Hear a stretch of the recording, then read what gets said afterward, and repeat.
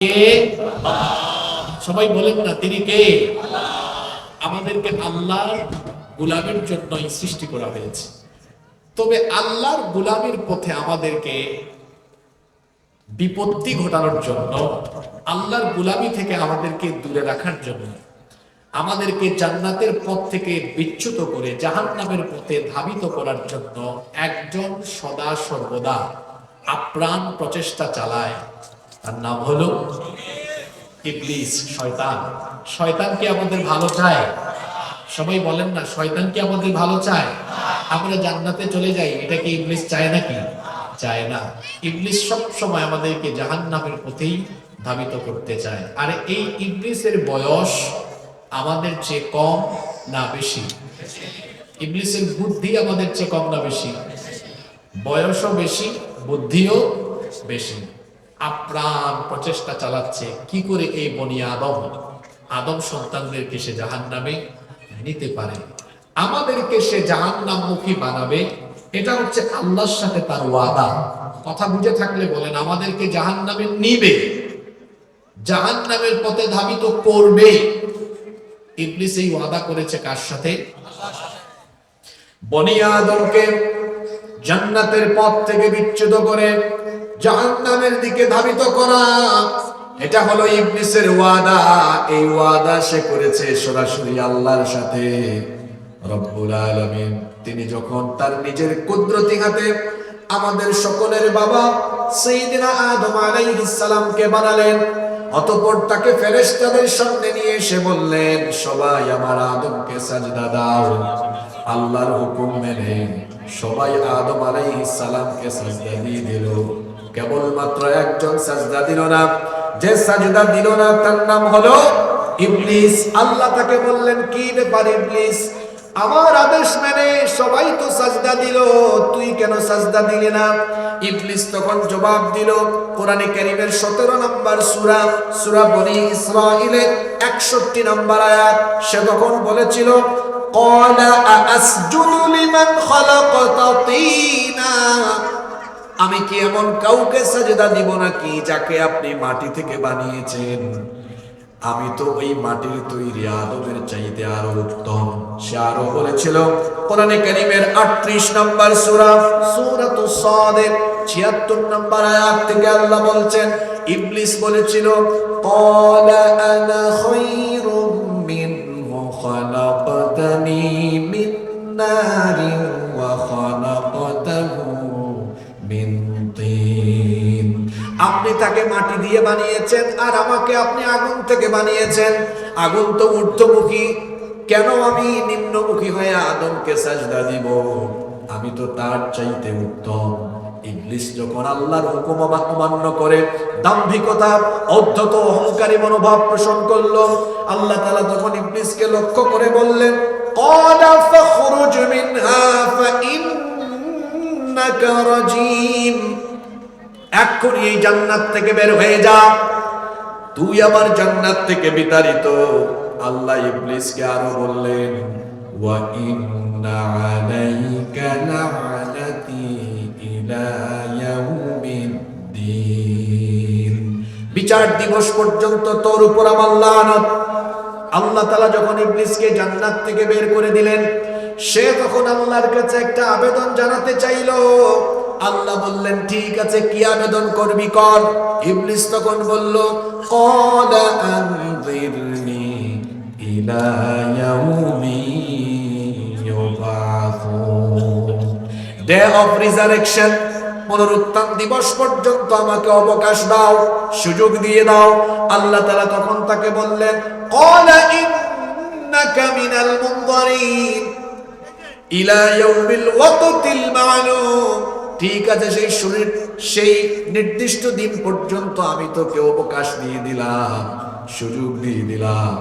ইবলিস এবার এই সুযোগ পেয়ে কি করলো দেখেন, কোরআনে কারীমের 7 নম্বর সূরা, সূরাতুল আরাফের 16 নম্বর আয়াত থেকে আল্লাহ বলছেন, ইবলিস এই চান্স পেয়ে এবার আল্লাহর সাথে চ্যালেঞ্জ করে একটা ওয়াদা করে বসলো।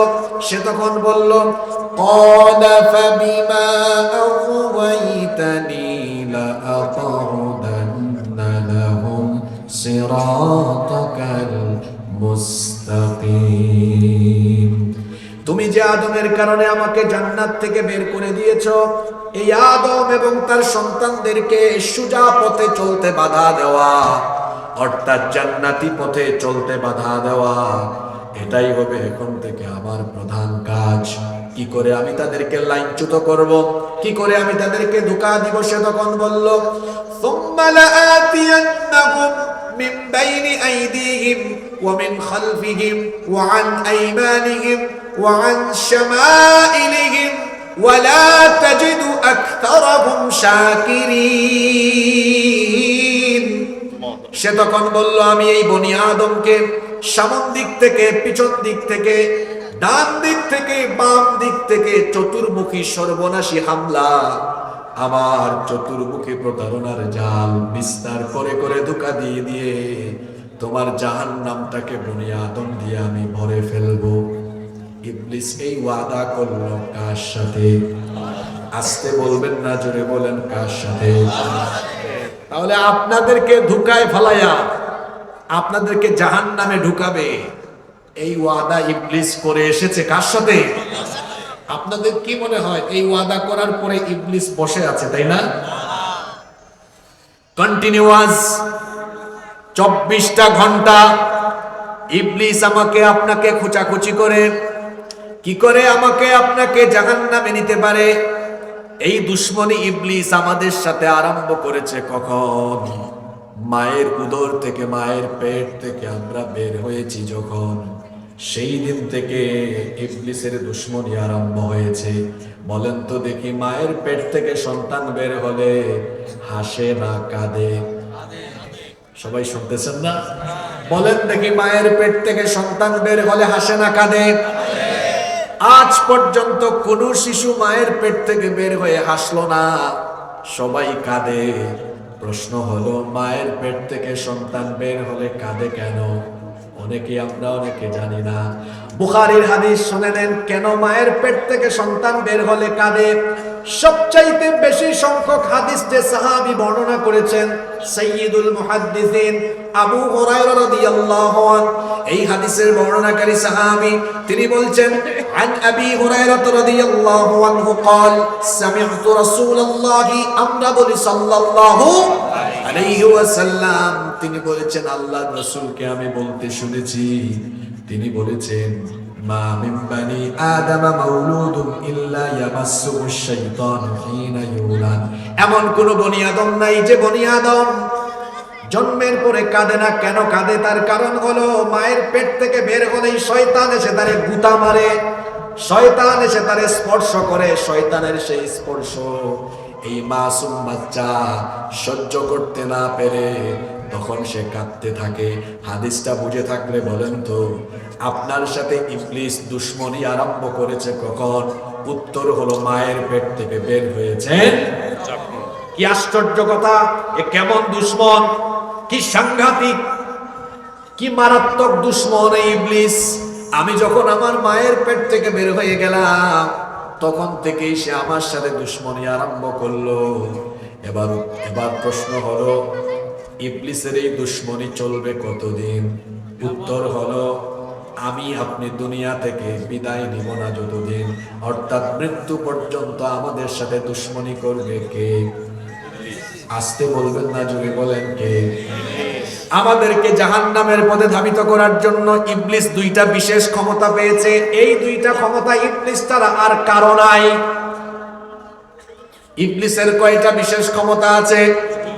দুইটা বিশেষ ক্ষমতা আছে। নাম্বার 1, এক নাম্বার হলো বুখারী এবং মুসলিম শরীফের হাদিস, আল্লাহর নবী বলেছেন, ফা ইন্নাশ শাইতানা ইয়াজরি মিন আহাদিকুম মাজরাদ দাম।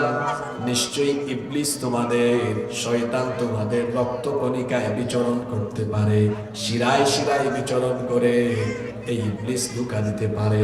এটা হলো তার 1 নাম্বার ক্ষমতা। ইবলিসের 2 নাম্বার বিশেষ ক্ষমতা হলো, যে কোনো সময়, যে কোনো মুহূর্তে ইবলিস যে কারো সুরত ধারণ করতে পারে, আকৃতি ধারণ করে আপনার সামনে চলে আসবে, এসে ধোঁকা দিবে। এজন্য মুসলিম শরীফে হাদিস এসেছে, বুখারীতেও হাদিসটি এসেছে, আল্লাহর নবী বলেছেন, মান রাআনি ফিল মানামি ফাকাদ রাআনি, যে ব্যক্তি স্বপ্ন যুগে আমাকে দেখলো সে তো সত্যিকার অর্থেই আমাকে দেখলো।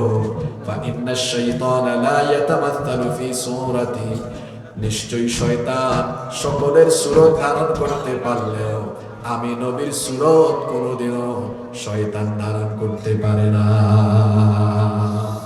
শয়তান সব ব্যক্তির সুরত ধারণ করতে পারলো, আল্লাহ নবীর সুরত ধারণ করতে পারবে না। তাহলে এই দুইটা হাদিস থেকে বোঝা গেল ইবলিসের বিরাট দুইটা ক্ষমতা আছে। এক, সে মানুষের রক্তকণিকায় ঢুকে যেতে পারে, আর দুই নাম্বার হলো যে কোনো সময় যে কোনো সুরত ধরে আপনার সামনে এসে ধোঁকা দিতে পারে। যে ইবলিস এই বিশেষ দুইটা ক্ষমতা পেয়েছে আর ওয়াদা করেছে বনি আদমকে জাহান্নামী বানাবে, সেই ইবলিস তো বসে নাই, সব সময় এই বনি আদমকে দিয়ে তার গোলামি করাতে চায়। ইবলিসের অনেক ইবলিসি কাজ, শয়তানের অনেক শয়তানি কাজ আছে, তবে তার মধ্যে তার মৌলিক একেবারে বেসিক কয়েকটা কাজ আছে যেগুলো সে সবাইকে দিয়ে করাইতে চায়। এবং এই 12টি কাজ আছে এমন, যেই 12টি কাজ ইবলিস আপনাকে করাইতে পারলেই সে সাকসেসফুল। এবং আপনি এই পয়েন্টগুলো যখন ফাইন্ড আউট করে করে আমি বলবো, আপনি দেখবেন আমাদের সমাজে এই 12টা কাজ করনেওয়ালা, 12টাও কাজ করে এই ধরনের মানুষের সংখ্যা কিন্তু সংখ্যায় কম না, অনেক বেশি। এই কাজগুলো করবে যারা শয়তানের খাঁটি গোলাম, শয়তানের মুরিদ, শয়তানের দাসত্ব গ্রহণ করেছে। তাহলে আজকে আমি কথা বলছি যে টপিকের উপর, সেটা হচ্ছে যে 12টি কাজে শয়তান খুশি হয়। কথা বুঝে থাকলে বলেন আজকের টপিক কি বললাম? যে কয়টা কাজে ইবলিস খুশি? জোরে বলেন কয়টা? যারা এদিক ওদিক তাকায় এরা আমি চলে যাওয়ার পরে বলবে, হুজুর প্রথমে মুক্তিযুদ্ধ বলছে, তারপর শুট টুট দিছে, কি কি জানি বলছে, ব্যাককল কিচ্ছু বুঝে নাই, শুরু থেকে শেষ পর্যন্ত শুনে নাই। যখন আপনি কোথাও বসবেন তখন শুরু থেকে শেষ পর্যন্ত কথা শুনবেন, কথার ভিতরে গ্যাপ থাকলে আপনি নিজেই উল্টাপাল্টা বুঝে চলে যাবেন। এই জন্য আমরা সবাই মনোযোগী হয়ে শুনবো ইনশাআল্লাহ। চলেন দেখি কোন 12টা কাজে মিস্টার ইবলিস শয়তান খুশি। এই 12টা কাজ যদি আমাদের কারো ভিতরে থাকে, এখানে তওবা করে আজকে বাড়ি যাব, এই কাজগুলো করব না, আমরা আজকে থেকেই সংশোধন হয়ে যাব। বলেন ইনশাআল্লাহ। 1 নাম্বার শুরু হয়ে গেল। ইবলিস যে কাজে খুশি সেটা হলো নামাজে না গিয়ে বেনামাজি ইবলিস কাউরে বানাইতে পারলে ইবলিস তার উপর খুশি। আচ্ছা বলেন তো, এই ইবলিস তো জান্নাতের ভিতরেই ছিল, সে জান্নাত থেকে বের হয়েছে কি না দেওয়ার কারণে? সিজদা না করার কারণে। কয়টা সিজদা? একটা। সে জান্নাতি ছিল, জান্নাতের ভেতরেই থাকতো, বসবাস করত। কেন তাকে জান্নাত থেকে বের করে দেওয়া হলো? তার কারণ হলো তার অপরাধ ছিল সে সাজদা দেয় নাই। আর ইবলিস মাত্র একটা সাজদা না দেওয়ার অপরাধে সে জান্নাত থেকে বিতাড়িত হয়ে গেল। এই জন্য ইবলিস আফসোস করে বলে, হাদিসটা মুসলিম শরীফে এসেছে, ইয়া ওয়াইলি, হায় দুর্ভাগ্য আমার, উমির ইবনু আদম বিসসুজুদ, আদম সন্তানকে সাজদা দেওয়ার আদেশ করা হয়েছে, ফাসাজাদা ফালাহুল জান্নাহ, তারা আল্লাহর হুকুম মেনে সাজদা দিয়ে তাদের জন্য জান্নাত হাসিল করে ফেলল। আল্লাহু আকবার। সে আরো বলে, ওয়া উমিরতু বিসসুজুদ, আমাকেও তো সাজদার আদেশ দেওয়া হয়েছিল, ফাআবাইতু, কিন্তু আমি সেই হুকুম অমান্য করেছিলাম, ফালিন্নার, এই জন্য আমি জাহান্নামের অধিবাসী হয়ে গেলাম। যেহেতু ইবলিস সাজদা না দেওয়ার অপরাধে জান্নাত থেকে বিতাড়িত হয়েছে, এই জন্য ইবলিসের প্রথম টার্গেট হলো সেও মানুষকে সাজদা থেকে দূরে রাখবে, সেও মানুষকে নামাজ থেকে দূরে রাখবে। এই জন্য ইবলিস নামাজ থেকে আপনাকে দূরে রাখবার আপ্রাণ প্রচেষ্টা চালায়। এই যে কিছুক্ষণ পরে রাতের বেলা বাড়িতে আপনারা ঘুমাবেন, আপনারা ঘুমায় যান, আপনাদের কাজ শেষ, কিন্তু ইবলিসের কাজ কারবার থামে না। আপনারা যখন ঘুমান তখনও ইবলিস কি করে শোনেন, তার ষড়যন্ত্র থামে না। বুখারী শরীফে হাদিস এসেছে, এই হাদিসটি আবু হুরায়রা রাদিয়াল্লাহু আনহু বর্ণনা করেছেন, তিনি বলেছেন, রাসূল করিম আমরা বলি সাল্লাল্লাহু আলাইহি ওয়াসাল্লাম বলেছেন, ইয়াকিদু শাইতানু আলা কাফিয়াতি রাসি আহাদিকুম ইদা হুয়া নামা থালাথা উকাদ। যখন তোমাদের কোনো ব্যক্তি রাতের বেলা ঘুমায়, শয়তান তখন তার ঘাড়ের দিকে এসে 3টা গিরা লাগায়। আপনাদের এলাকায় মানুষেরা গিরা বলে না গিট্টো বলে? যখন কোনো ব্যক্তি রাতের বেলা ঘুমায়, শয়তান তার ঘাড়ের পিছনে 3টা গিরা লাগায়।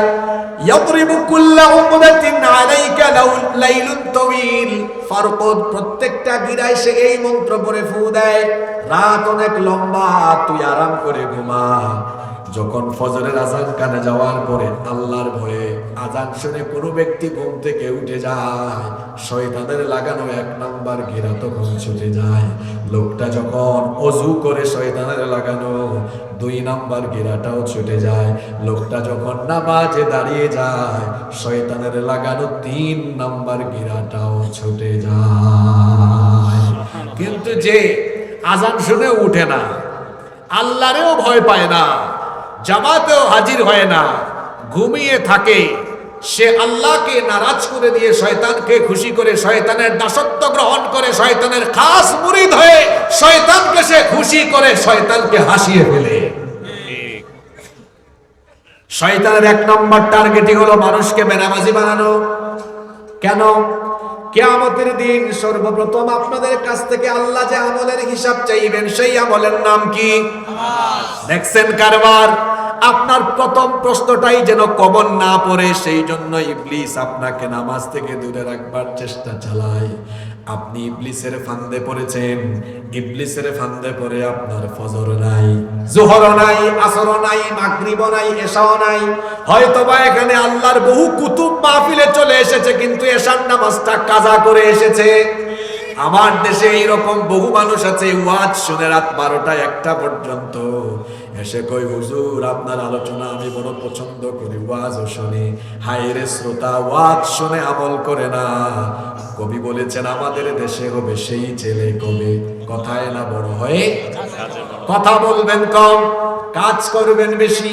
আপনি তো ইবলিসের ফান্দে পড়েছেন। ইবলিস চায় আপনাকে জাহান্নামী বানাতে, নামাজ থেকে দূরে রাখতে। আল্লাহর নবী বলেছেন, লা দীনা লিমান লা সালাতা লাহু, যার মধ্যে নামাজ নাই তার মধ্যে দ্বীন নাই। নামাজের ব্যাপারে সংক্ষিপ্ত ওয়াজ হলো, যার মধ্যে নামাজ নাই তার মধ্যে ঈমান নাই। এই জন্য খবরদার, ঈমানদারির পরিচয় দিতে হলে 5 ওয়াক্তের নামাজ কোনোভাবে কখনোই কাজা করা যাবে না। যারা নামাজ ছেড়ে দেয় তারা শয়তানকে হাসায়। কারণ আল্লাহর নবী বলেছেন, যখন কোনো ব্যক্তি নামাজে আল্লাহকে সাজদা দেয়, ইবলিস যখন এটা দেখে, ইরতাজালাশ শাইতানু আনহু ফায়াবকি, এই লোকটার সাজদার দৃশ্য দেখে ইবলিস তার থেকে দূরে চলে গিয়ে তারপরে কান্না করে। তার মানে বোঝা গেল, কোনো মানুষ নামাজে আল্লাহকে সাজদা দিলে ইবলিস এই দৃশ্য দেখলে কাঁদে। আর যখন কোনো মানুষ নামাজ ছেড়ে দিয়ে আড্ডা মারে, ঘুমায়া থাকে, খেলাধুলা করতে থাকে, তামাশা করতে থাকে, ইবলিস এই বেনামাজিকে দেখলে তখন হাসে। হাদিসটা বুঝে থাকলে বলেন তো, আমরা নামাজে গেলে ইবলিস কাঁদে না হাসে? আর নামাজে না গেলে ইবলিস কি করে? নাও টেক ইউর ডিসিশন। এখানে আপনার সিদ্ধান্ত আপনি দিবেন। এখন প্রতিদিন 5 বার আপনারা কি ইবলিসকে হাসাবেন না কাঁদাবেন? যারা কথা বলে না তারা কি বায়াত নিয়ে এখানে এসে বসছে নাকি? কারবারটা কি এরকম যে হুজুর এখানে আসার আগে বায়াত একটা নিয়ে আসছি? প্রতিদিন 5 বার ইবলিসকে হাসাবেন না কাঁদাবেন? জোরে বলতে হবে, হাসাবেন না কাঁদাবেন? তো কাঁদাতে হলে কি করতে হবে? সালাত কায়েম করো, সালাত কায়েম করো, হবে সম্মানী তুমি, হবে জান্নাতি তুমি, দেবে কাল হাসরে শীতল ছায়া আরশে আজিম। রব্বিয়াল আলা, রব্বিয়াল আজিম। মোমেন তুমি, সালাত তোমার মস্ত পরিচয়, দুনিয়া তোমার আজকে আছে কালকে হবে লয়। আজকে রুকু সাজদা করো, নিজ পরিচয় আঁকড়ে ধরো, তবেই তো মুমিন। সালাত তোমার অঙ্গে মাখো, সঙ্গে রাখো, হবে না বিলীন। রব্বিয়াল আলা রব্বিয়াল আযীম, রব্বিয়াল আলা রব্বিয়াল আযীম। একজন মুমিন তো হবে এমন, তার জীবন চলে যাবে কিন্তু জীবন থাকতে কোনোদিন এক ওয়াক্ত নামাজ কাজা করবে। কারণ শয়তান যে সকল কাজে সবচেয়ে বেশি খুশি হয় তার মধ্যে এক নম্বর কাজ হলো কি ছেড়ে দিলে, জোরে বলেন, কি ছেড়ে দিলে সবচেয়ে বেশি খুশি হয় সে। কারণ সে জান্নাত থেকে বের হয়েছে এই অপরাধে, সাজদা দেয় নাই সে। এই জন্য আপনাকেও এই একই অপরাধের অপরাধী সে বানাতে চায়, একই অপরাধের অপরাধী বানাতে চায়। আমরা কি ইবলিসের অপরাধে, এই সেম অপরাধের অপরাধী হতে চাই নাকি? মহিলা প্যান্ডেলে যত মা বোনেরা আছেন, আমার মা বোনদেরকেও সেম কথা বলবো, খবরদার এক ওয়াক্ত নামাজ কাজা করবেন না। কলেজে বিশ্ববিদ্যালয়ে আমার যে সকল বোনেরা পড়ালেখা করেন তাদেরকে বলবো, আমার বোনেরা নামাজ কখনো ছাড়বেন না। নারীদের জন্য জান্নাতে যাওয়া কত সহজ। আল্লাহ নবী বলেছেন, ইদা সাল্লাত আল মারআতু খামসাহা ওয়া সামাত শাহরাহা ওয়া হাফিজাত ফারজাহা ওয়া আতাআত যাওজাহা, যেই নারী এই চারটা কাজ করবে, 5 ওয়াক্তের নামাজের হেফাজত করবে, রমজান মাসে রোজা রাখবে, স্বামীর আনুগত্য করবে, খেদমত করবে, আর যে নারী তার সতীত্ব তার স্বামীর জন্য রক্ষা করবে, ওই নারীর জন্য আল্লাহ কিয়ামতের দিন জান্নাতের সবগুলো দরজা খুলে দিবে। এই জন্য আমার মাদেরকে বোনদেরকে বলবো, খবরদার। মা বোনদের জোহরের নামাজ লেট করে পড়ার অভ্যাস আছে। জোহরের নামাজ নারীরা লেট করে আদায় করে, তাদেরকে বলবো দুপুর 12টা 12:30টার মধ্যে ঘরের রান্না বান্না শেষ করবেন, তাড়াতাড়ি গোসল করে জোহরের নামাজে আগে দাঁড়িয়ে যাবেন। আমরা যারা পুরুষ আছি, নারী আছে, সবার জন্য কাজ আগে না নামাজ আগে? জোরে বলেন, কাজ আগে না নামাজ আগে? আমাদের সব কাজ পরে, নামাজ হলো সবার আগে আমাদের নামাজ। কিন্তু আমাদের ব্যস্ততা এত বেশি, রিক্সাওয়ালাও বিজি, ভ্যানওয়ালাও বিজি, এত রিক্সা চালায়, ভ্যান চালায়, কই হুজুর রিক্সা চালাইতে চালাইতে, ভ্যান চালাইতে চালাইতে নামাজ পড়ার টাইম পাই না। এই জন্য দেখা যায় 10 বছর 15 বছর ভ্যান চালায়, রিক্সা চালায়, পরিবারের তার কোনো অভাব যায় না। অভাব অনটন দারিদ্রতা দূর করতে হলে যদি পরিবারে রহমত চান, বরকত চান, রিজিক চান, তাহলে সময় মতো নামাজ আদায় করবেন। যারা সময় মতো নামাজ আদায় করে না, এদের রিজিকের মধ্যে, পরিবারের মধ্যে বরকত থাকে না, শান্তি থাকে না। আর যাদের জীবনে নামাজ আছে তাদের জীবনে শান্তি আছে না নাই? দেখবেন যাদের জীবনে নামাজ নাই, এদের চেহারা সুরতেও কোনো মায়া নাই। চেহারাটা দেখলে ডাকাতের মতো লাগে, চোরের মতো লাগে। কারণ সারাদিনে তো একটা বার মুখ ধোয়ার টাইমও পায় না, খাটাস হয়েছে, এমন খাটাসের খাটাস। কিন্তু যারা 5 ওয়াক্তের নামাজি, ফজরের নামাজের আগে একবার ওযু আছে না নাই? ওযু আছে মাগরিবের আগে, এশার আগে। একজন নামাজি যারা তাহাজ্জুদ পড়ে না, তারাও কমপক্ষে 5 বার ওযু করে। যারা তাহাজ্জুদ গুজারি তারা তো তার থেকে আরো বেশি ওযু করে। আরো কিছু আমলদার বান্দা আছে ওযু ছাড়া থাকে না, সব সময় ওযু করে। আপনারা যারা এখানে আছেন সবাইকে অনুরোধ করি, এই আমলটা করার চেষ্টা করবেন। আল্লাহর নবী মেরাজ থেকে ফিরে এসে সাইয়েদনা বেলাল রাদিয়াল্লাহু আনহুকে বললেন, বেলাল তোমার মর্যাদা কত বেশি তুমি কি জানো নাকি? তিনি বললেন, ইয়া রাসূলুল্লাহ, আমরা বলি সাল্লাল্লাহু আলাইহি ওয়াসাল্লাম। কি করে আমার এত মর্যাদা হয়েছে বলেন, কি মর্যাদা? আল্লাহর নবী বললেন, মেরাজের রাতে আমি নবী আমার নিজের কানে জান্নাতে তোমার পায়ের আওয়াজ শুনে এসেছি। আল্লাহু আকবার। আল্লাহর নবী বললেন, আমি আমার নিজের কানে জান্নাতে তোমার পায়ের আওয়াজ শুনে এসেছি। বেলাল রে, এত মর্যাদা তোমার মানলো কেমনে? তুমি কোন আমলটা করো, কোন আমলের কারণে এত মর্যাদা বেড়ে গেল? তিনি বললেন, ওগো আল্লাহর নবী, আমার সকল আমল সম্পর্কেই তো আপনি জানেন, কিন্তু আমার এমন একটা আমল আছে যে আমলটা আমি কখনো ছাড়ি না। আল্লাহ আল্লাহর নবী বললেন, কোন সে আমল? তিনি বললেন, ওযু ছাড়া আমি কখনো থাকি না। ওযু ছুটে গেলে সাথে সাথে ওযু বানাই, আর ওযু করার পরে সঙ্গে সঙ্গে আমি ওযুর গুরুত্বের জন্য আরো 2 রাকাত নামাজ আদায় করি। আল্লাহর নবী বললেন, বিলাল রে, এই আমল তুমি কোনোদিন ছেড়ো না। এই আমলের কারণে আল্লাহ তোমার এত মর্যাদা বাড়িয়েছেন। আমি রাসূল নিজে জান্নাতে এই জন্য তোমার পায়ের আওয়াজ শুনে এসেছি। নামাজিরা পবিত্র থাকে কমপক্ষে 5 বার ওযু করে। এই জন্য ফেয়ার এন্ড লাভলি লাগে না, ফেস ওয়াশ লাগে না, ফেসিয়াল করা লাগে না। নামাজি নারী পুরুষের চেহারার মধ্যে একটা স্পেশাল নূর যিনি দান করে দেন, তিনি কে? আল্লাহ। যারা নামাজ আদায় করে না, চেহারাটা দেখতে দেখবেন চোরের মতো লাগে, ডাকাতের মতো লাগে, ওযু নাই। যারা ওযু করে, কেন এদের চেহারা এত সুন্দর? নামাজিদের চেহারা সুন্দর হওয়ার আরেকটা কারণ আছে। আল্লাহর নবী বলেছেন, যখন কোনো ব্যক্তি ওযু করে, ওযুর পানিগুলো যখন তার অঙ্গ প্রত্যঙ্গ গড়িয়ে গড়িয়ে পড়ে, ওযুর পানি যখন মুখে নিয়ে কুলি করে মুখের সগীরা গুনাহ ঝরে পড়ে, যখন সে মুখমণ্ডল ধৌত করে, চোখ এবং মুখের সগীরা গুনাহগুলো ঝরে পড়ে, হাত আর পা যখন ধৌত করে, ওযুর পানির সাথে হাত এবং পায়ের সগীরা গুনাহ ঝরে পড়ে। কাপড়ে দাগ থাকলে, সাদা কাপড়ে দাগ লাগলে যেমন দেখা যায়, তেমনি পাপের সাগরে থাকলে চেহারা সুরতের আলামতে বোঝা যায়। কিন্তু ওযু যারা করে, ওই যে ওযুর পানির সাথে তো সগীরা গুনাহ ঝরে ঝরে পড়ে, এই জন্য এদের চেহারাও বড় পবিত্র থাকে, মাসুম হয়ে যায়। আল্লাহ এদের চেহারা একটা নূর দিয়ে দেন। আল্লাহু আকবার।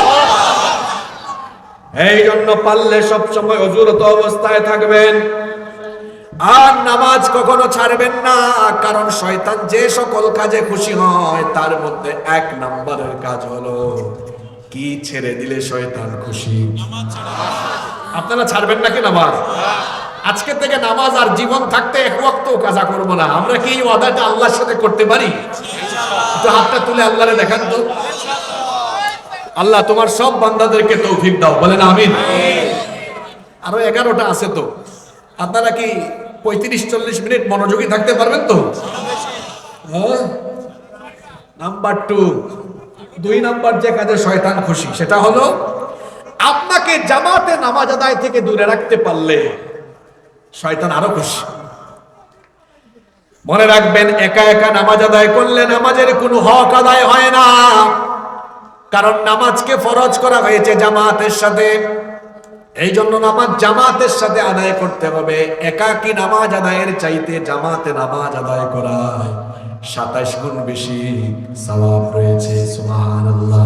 আল্লাহর নবী বলেছেন, আযান হওয়ার পরে যারা ঘরে একাকী নামাজ আদায় করে, আমার ইচ্ছে হয় সেই ঘরগুলোতে আমি আগুন লাগিয়ে ঘরগুলো জ্বালিয়ে দেই। কিন্তু ঘরগুলোতে যদি মহিলা আর নারী না থাকতো, মহিলা নারী শিশুরা যদি না থাকতো, এই হুকুম আমি দিয়ে দিতাম। এই হাদিস থেকে বোঝা গেল জামাতের সাথে নামাজ আদায়ের গুরুত্ব অনেক বেশি। এই যে এখন শীতকাল এসেছে, ফজরের সময় আরো বেশি ঠান্ডা লাগে। ইবলিস প্রথমে চেষ্টা চালায় কোনো মানুষকে নামাজ থেকেই দূরে রাখতে, কিন্তু যদি দেখা যায় ইবলিস ধোঁকা দিয়ে পারতেছে না, লোকটা নামাজ পড়বেই পড়বে, তখন ইবলিস তার সেকেন্ড অ্যাকশনে নামে। দ্বিতীয় অ্যাকশন হলো, আচ্ছা লোকটা যেহেতু নামাজই পড়ে ফেলবে, দেখি অন্তত নামাজের জামাত থেকে দূরে রাখা যায় কিনা। আমাদের উস্তাদরা আমাদেরকে প্রায় সময় একটা কিচ্ছা বলতেন, এটা কোনো হাদিস না, এটা জামাতের সাথে নামাজ আদায়ের গুরুত্ব বোঝাতে এবং আমাদেরকে মোটিভেট করতে এই কথাটা বলতেন। আমি আপনাদেরকে এই কথাটা বলছি, খেয়াল করে শোনেন। এক লোক ফজরের সময় আজান শুনছে, ইবলিস তো এসে গুতায় খালি, ঠান্ডা ঘুমা। মুয়াজ্জিন বলেছে, আসসালাতু খায়রুম মিনান নাওম, নামাজ ঘুমের চেয়ে নামাজ উত্তম। আর ইবলিস বলে, নামাজের থেকে ঘুম ভালো, ঘুমা। ইবলিস খুব আরামায়েশে রাখার চেষ্টা করে, কিন্তু লোকটা ইবলিসের ধোঁকায় পড়ে না, উঠে গেছে, ওযুও করছে। ইবলিস আবার বোঝায়, ওযু করছ কি হয়েছে, ঘুমা, যাইস না। লোকটা রেডি হচ্ছে, ইবলিস দেখতেছে, আরে এ তো কোনো ধোঁকায় পড়তেছে না, এ তো নামাজে চলেই যাবে। চিন্তা করলো, দেখি এরে অন্তত জামাত থেকে দূরে রাখা যায় কিনা। জামাতের সওয়াব কত বেশি আমি উদাহরণ দিয়ে বুঝাই। একটা নামাজ 27 বার একা পড়লে যে সওয়াব, একবার জামাতে গেলে ওই সওয়াব। সুবহানাল্লাহ কইতে ইচ্ছে করলো না? একটা নামাজ আপনি 27 বার পড়লে যে সওয়াব, জামাতে একবার আদায় করলে ওই সওয়াব আমলনামায় দেওয়া হয়। সুবহানাল্লাহ। ইবলিস কি চাইবে আপনার আমলের পাল্লা ভারী হোক? কিয়ামতের দিন ক্ষমতা কাজে লাগবে না, টাকা কাজে লাগবে না। দুনিয়ায় আমাদের কত ফুটানি, ক্ষমতার জন্য মানুষ মেরে ফেলি, ক্ষমতার জন্য কত দিকে কত ঝগড়া লাগাই, ফাসাদ করি। কিয়ামতের দিন সকল লোকেরা বলবে, মা আগনা আন্নি মালিয়া হালাকা আন্নি সুলতানিয়া। ধন দৌলত আর ক্ষমতা, আধিপত্য, কর্তৃত্ব কোনো কাজেই আমার লাগলো না। সেই দিন কেবল একটা জিনিস কাজে লাগবে, সেটার নাম হলো আমল। ফাআম্মা মান ফাকুলাত মাওয়াজিনুহু ফাহুয়া ফি ঈশাতির রাদিয়া ওয়া আম্মা মান খাফফাত মাওয়াজিনুহু ফাউম্মুহু হাওিয়া। কিয়ামতের দিন যাদের আমলের পাল্লা, নেকির পাল্লা ভারী হবে তারাই তো জান্নাতি হবে, আর যাদের আমলের পাল্লা হালকা হবে তারা জাহান্নামী হবে। আচ্ছা বলেন তো, আপনার নেকির পাল্লা ভারী হোক, এইটা শয়তান চায় নাকি? কোনোদিনও শয়তান এটা চায় না, চাইবেও না। এই জন্য শয়তান যদি আপনাকে নামাজ থেকে দূরে রাখতে না পারে, 2 নাম্বার চেষ্টা চালায়, দেখি লোকটারে জামাত থেকে দূরে রাখা যায় কিনা। তাহলে আমলের পাল্লাটা কি হবে? হালকা হয়। এক লোক জামাতে চলে যাচ্ছে, ইবলিস তখন মানুষের সুরত ধরে তার বাড়ির সামনে দরজায় হাজির। দরজা খুলছে, সালামও দিয়েছে। কি ব্যাপার ভাই? ইবলিস বলতেছে, ভাই বাইরে আজকে প্রচুর ঠান্ডা, 1 হাত দূরে কাউরে দেখা যায় না, খুব শীত পড়েছে। অথবা বর্ষাকালে বলতেছে, খুব বৃষ্টি, রাস্তায় কাদা হয়ে গেছে, আপনার মসজিদে যাইতে কষ্ট হবে। নামাজ তো পড়বে, অসুবিধা কি, ঘরে পড়ে ঘুমায় যান। আর হুজুর যে কারবার করে, ফজরের সময় জামাতটা একটু লম্বা হয়, 10 মিনিট দরকার আছে, আপনি এখানে কুল ইয়া আইয়ুহাল কাফিরুন আর কুল হুয়াল্লাহু আহাদ শর্টকাট করেন। ইবলিস ধোঁকা মারতেছে, আপনি তো নামাজই পড়ছেন, আপনি নামাজটা ঘরে পড়ে ঘুমায় যান। বলতেছে, না, যতই কাদা হোক, যতই ঠান্ডা হোক, আর নামাজ যত লম্বা হোক, আমি যাবই। ইবলিস দেখে এত বড় সাংঘাতিক, অমর মার্কা মুসলমান আর কি। ইবলিস তখন বলে, ঠিক আছে, আপনি আর কষ্ট করবেন কেন, আমার কাঁধে উঠেন, আমি কাঁধে করে আপনারা মসজিদ পর্যন্ত দিয়ে আসি। আপনারা ভাবতে পারেন, হুজুর ইবলিসে তো ভালো হইলো কেন, কাঁধে উঠাইতে চায়।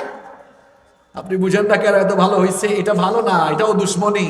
হাদিসে এসেছে, কোন ব্যক্তি যখন ঘর থেকে বের হয়ে মসজিদ পর্যন্ত হেঁটে যাওয়া আরম্ভ করে, প্রতিটা কদমে পাড়ায় পাড়ায় ফেরেশতা আমলনামায় সওয়াব লিখতে থাকে। ইবলিস দেখতেছে এই লোকটা মসজিদে হেঁটে হেঁটে যাবে, আর তার আমলের পাল্লা আরো ভারী হবে। তারে ধোঁকা দিলাম, নামাজ থেকে দূরে রাখতাম, পারলাম না। চেষ্টা করছিলাম জামাত থেকে দূরে রাখবো, তাও পারলাম না। এখন হেঁটে গেলে ওই সওয়াবটাও পাবে, দেখি অন্তত এইটা থেকে বিরত রাখা যায় কিনা। এই জন্য বলেছে, ভাই আমার কাঁধের উপর উঠ, তাহলে কাঁধে করে মসজিদে দিয়ে আসবো, তাও এই সওয়াবটা কমায়, এই সুযোগটাও সে যেন পায়। এইটা কোনো হাদিস না, আমি একটা উপমা দিয়ে বোঝাতে চাইলাম। সে এমন দুশ্মন, নেকির পাল্লা হালকা করার জন্য যা যা করা দরকার সবই সে করতে চায়। সে যখন আমাদেরকে নামাজ থেকে দূরে রাখতে পারে না, 2 নাম্বার কাজ সে করে, সে তখন আমাদেরকে জামাত থেকে দূরে রাখতে চায়। কেন? যাতে করে এই নামাজের কোনো ভ্যালু আল্লাহর কাছে না থাকে। তাইলে বলেন তো, জামাত তরক করলে নামাজের হক থাকে না। ইবলিসও সেও মোটামুটি খুশি হয়। তাইলে আমরা কি ইবলিসকে এই জায়গায় খুশি করবো? জোরে বললে খুশি করবো?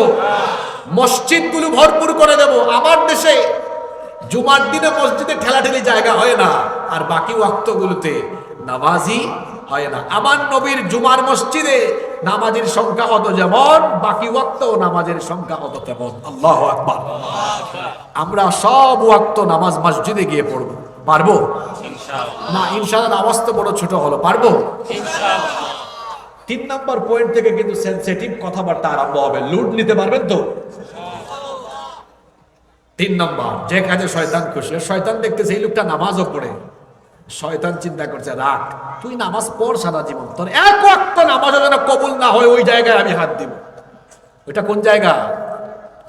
ওইটা হলো যদি ইবলিস কাউকে হারাম পথে, অবৈধ পথে উপার্জন করাইয়া হারাম খাওয়াইতে পারে, ইবলিস সাকসেসফুল। তার কারণ হলো হারামখোরের কোনো ইবাদত, কোনো দোয়া আল্লাহর দরবারে কবুল হয় না। ভালো করে শুনেন, ইবাদত কবুলের পূর্ব শর্ত হলো হালাল খাওয়া। কথা বুঝে থাকলে বলেন তো, ইবাদত কবুলের পূর্ব শর্ত হলো কি খাওয়া? হালাল। আজকের দুনিয়ায় হালাল খেতে পারা সবচেয়ে বড় চ্যালেঞ্জের ব্যাপার। বান্ডিলের লোক তো সামলানো যায় না, হালাল খেতে পারা বড় চ্যালেঞ্জের ব্যাপার। সুদ, ঘুষ, চুরি, ডাকাতি, অন্যায়ের হাজারে ছিনতাই, লুটতরাজ, লুটপাট, চাঁদাবাজি, টেন্ডারবাজি, অবৈধ পথে, হারাম পথে উপার্জন করে করে করে করে যারা সেই খাবার দাবার গ্রহণ করে 5 ওয়াক্ত নামাজেও যায়, এই নামাজের কোনো দাম আল্লাহর কাছে নাই। কষ্ট পাবেন না আমার কথায়। আমার দেশে বহু নামাজি আছে, 5 ওয়াক্ত নামাজ আদায় করে, আবার তার গ্রামে তার এলাকায় সবচেয়ে বেশি সুদের কারবারও সে করে।